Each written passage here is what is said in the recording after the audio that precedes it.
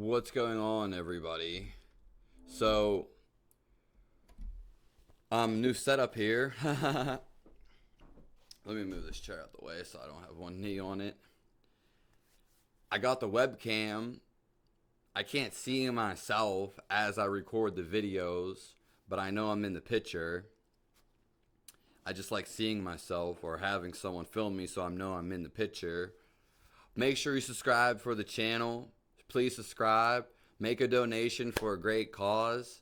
Cash App, Snap, Crackle, Fizzle. Cash App, Snap, Crackle, Fizzle. It's the same as my name. It's the same as my username.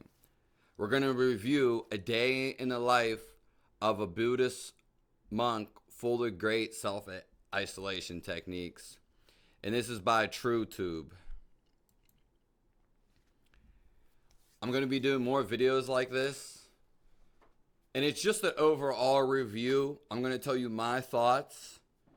They're not all necessarily going to be quote-unquote spiritual videos. But they'll always relate back to it in some way or another. I have already watched this video because I was curious and I watched it the other day. We're about to get into it. A lot of new things coming, so make sure you subscribe. My name is Manapo Bhikkhu, and I am a Buddhist monk.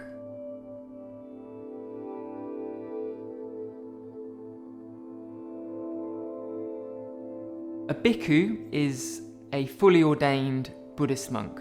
The word literally means one who depends on alms. Not these kinds of alms, but alms as in gifts of food. Typical day will begin at 5:30, so a big bell will be rung at 5:30, and then hopefully...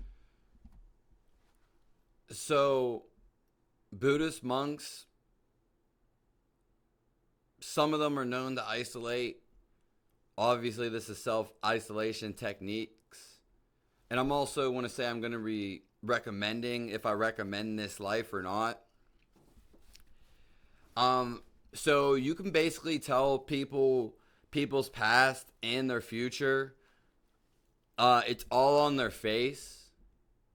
And since I already watched this video, I can say this guy, the best thing, he's doing one of the best things, and he's chasing enlightenment. So that's very good. I don't know how happy he is. I don't know him personally. This is just one video. But he's on the search for happiness nonetheless. He doesn't, a lot of the times, he doesn't seem like super happy. But I guess, again, that's why he's on this. That's why he's living this lifestyle to break through to that. He definitely probably has, obviously, meditation and some stillness in him. One for just picking this path. I think he said he's done it for 17 years. So I'm pretty sure he has some type of enlightenment for surely in him after all the practice. I don't know his ranking. And he seems pretty isolated from some other Buddhists that I've seen, just in general. Let's get back. Everybody gets up. And then at 6 a.m, there is what we call morning puja. And that is an hour of chanting followed by meditation. So, a lot of things, what I wanted to mention, Buddhists tend to give up a lot of things, or anybody spiritual. And being spiritual is learning to detach from things but still have them. Whereas just you can give them up at some times in your life for certain periods, like having sex a bunch of times, and then go for a period of your life where you have no sex at all. You should do both. Just as being in a group all the time versus being alone. It's more so about how you compel yourself in the composure. Again, so like one of the reasons why this monk could not be super happy is because he's given up everything and he hasn't reached enlightenment either. I don't know, but his happiness doesn't seem to be as full on as it turns out with a lot of Buddhists. And that's for multiple reasons, but one is because they regress themselves and they get into living in this routine. They get into living into a routine that they're so focused, like, oh, this is going to give me enlightenment, but they're missing enlightenment. Meditation.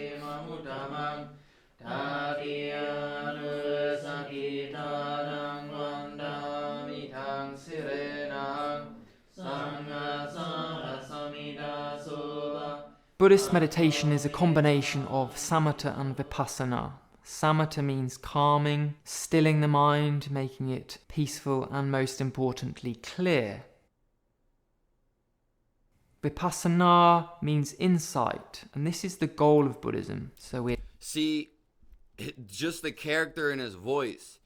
He doesn't seem like he jokes around a lot. And if you're ever going to pick somebody to look up to, it doesn't matter who you look up to in your world. There's people who are spiritual who don't even know the word spiritual or anything about spirituality. You don't need to necessarily, though they kind of coincide.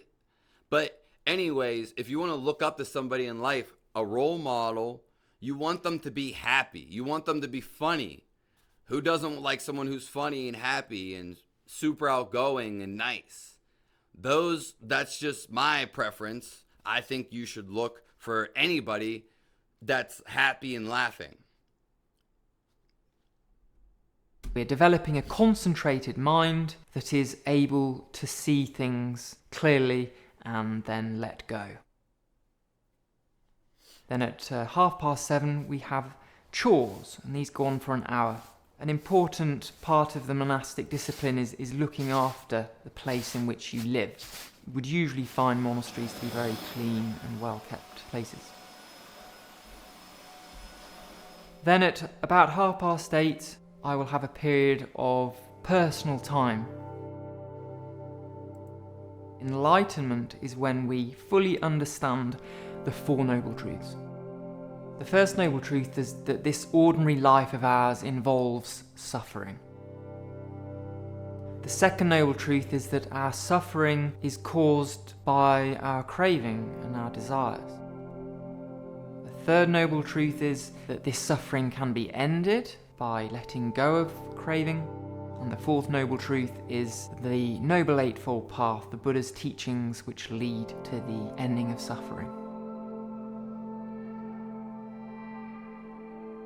Then at 11 we eat our one meal of the day, and we have to eat that before 12. And that is a ceremony, so we monks have to formally receive the food, so we don't just go and help ourselves, it's all given to us. I've been a Buddhist monk for almost 17 years, and I haven't had any money during that time, not even a penny. So that means that we are completely dependent upon the generosity of others. I think this life is very interesting. It's obviously just a glimpse. I think it's cool that he's never dealt with money, or hasn't had any in the last 17 years, because that's how the cultural thing is. And I do heard most Buddhists get fed. And most of them don't have money, or some of them don't have money. So it's very cool. I will say the dude's probably pretty smart. He probably has some knowledge to him for sure, just from isolation alone. As a monk, being dependent on what people give to me, I am grateful for whatever food is offered. However, I choose to be a vegetarian. A central teaching in Buddhism is compassion, wishing all living beings to be free of suffering. In the process of producing meat, there is obviously an enormous amount of suffering in the animal world, and so we want to help animals by stopping eating meat. As a Buddhist monk, I don't have many possessions. There are 8 basic requisites which we are supposed to have, which includes 3 robes. There is the alms bowl, There is a water filter, a razor, a belt, and a needle and thread. Buddhist monks' robes are usually yellow or orange or brown, and in ancient India, yellow was the colour of renunciation. The word renunciation means to leave behind. So when we wear this yellow robe, it's the same. I think it's cool that he only has a few objects. Obviously, he doesn't really own anything, and he keeps his duffel bag, really light, which is cool. That definitely can re-announce objects. You can have a bunch of objects at the same time. Naturally, you're only going to want stuff that you use.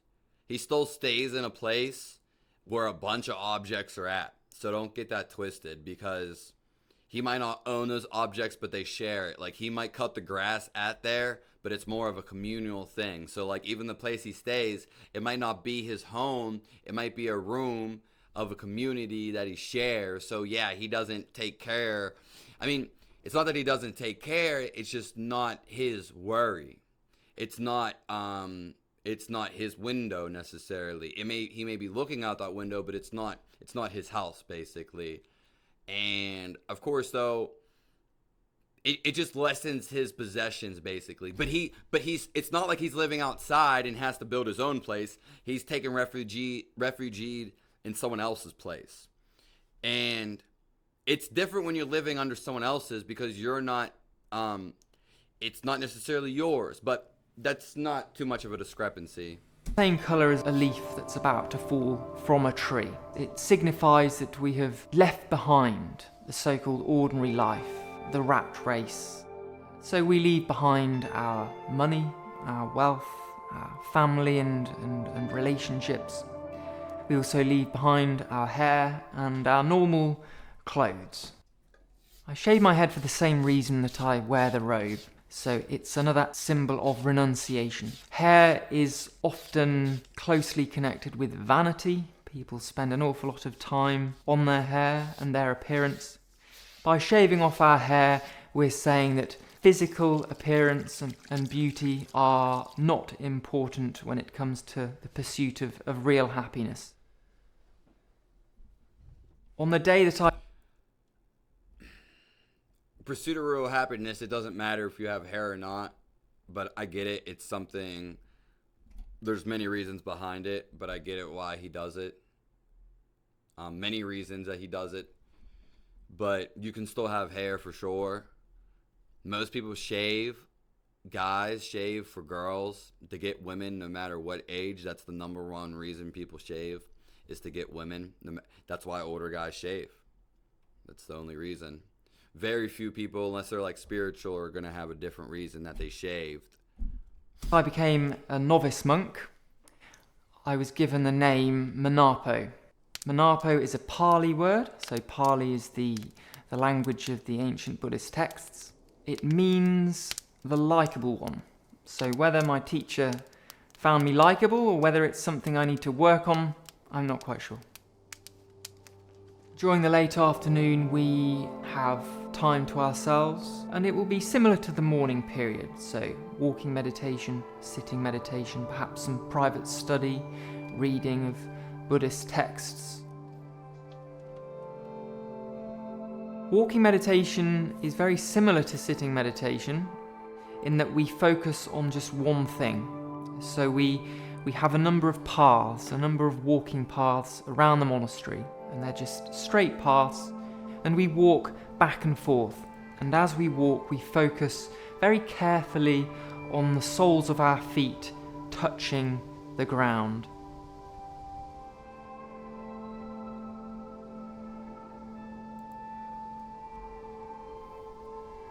As a bhikkhu, I am not married, I don't have a girlfriend or a partner, and I am not allowed to get married.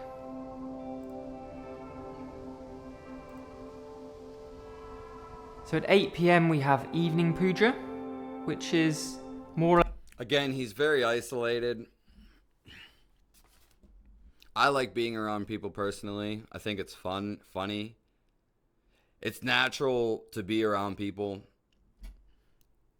You can also have time where you're by yourself. He's probably been by himself, it sounds like, living this life for quite some time. Less the same as morning puja, And he probably likes it to some degree, that's why he's doing it. but the chanting's a little bit different.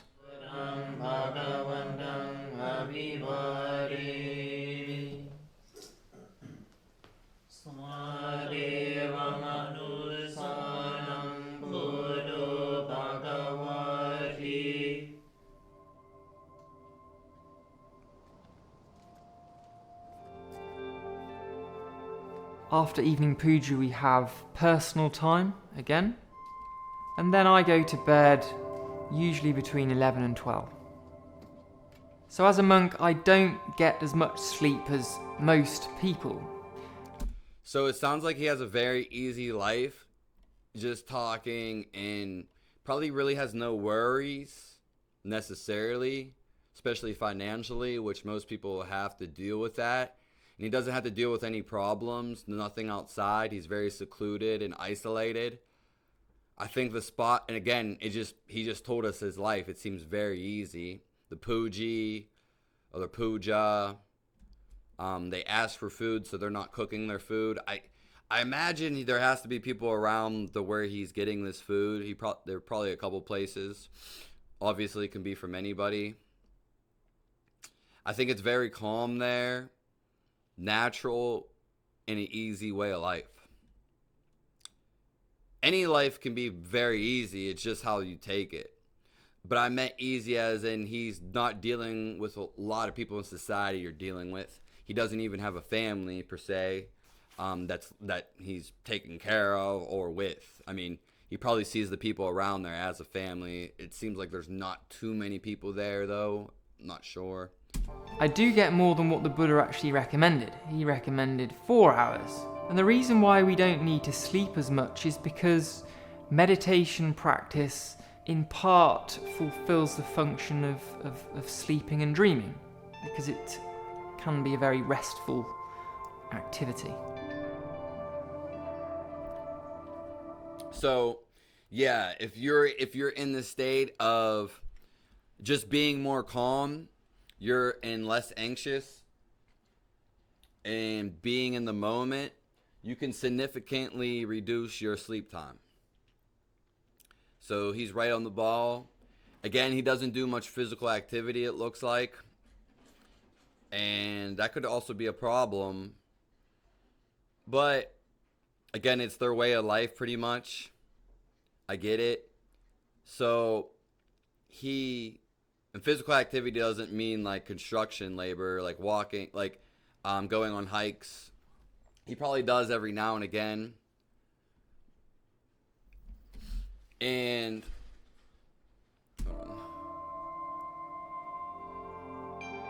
again, yeah, since he's not doing a lot of physical work, he's sleeping less. The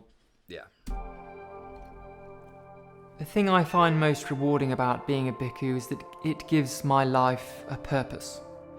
One of the most difficult things I've found about life before was the sense that it had no purpose. I realised that I'd been born, I was going to live a bit, and then I was going to die. What's the point in that? But as a monk, I've given my life a purpose, and that purpose is to reach enlightenment, which means to free my mind from all greed, hatred, and delusion. I like that he's on this path. I don't know how long this video ago was filmed, 3 years ago. Yeah, probably around that time. I don't know where he's at now. He's been on this path for some time. So I imagine See, the thing about this is this very life could be what's holding him back. He could have enlightenment going to bars and drinking. Or maybe a good girlfriend he had broke up with him, and he was in society, and then he had enlightenment. Or maybe he went a different path towards enlightenment. Maybe not the strict way of life. strict way of life can be very detrimental to a lot of people. And that's why Buddha himself says the middle way. I wouldn't consider this the middle way. This is more sort of extreme on the highway. It's a good way to the route. It definitely can be. I might be some way off, but at least I have a purpose. So it's very easy to get rid of hatred and greed, especially when you go into the soul and you have space. That's naturally going to dissipate. Delusions are just confusions with the mind and the soul. The soul is a feeling. An illusion would be a thought that you think of somebody. You can think good thoughts. Most people don't, because their mind takes control and they're negative. So they get stuck in that. And then they have a loop of negativity and negative thoughts, which greed comes into, partial greed, semi-greedy, and hate.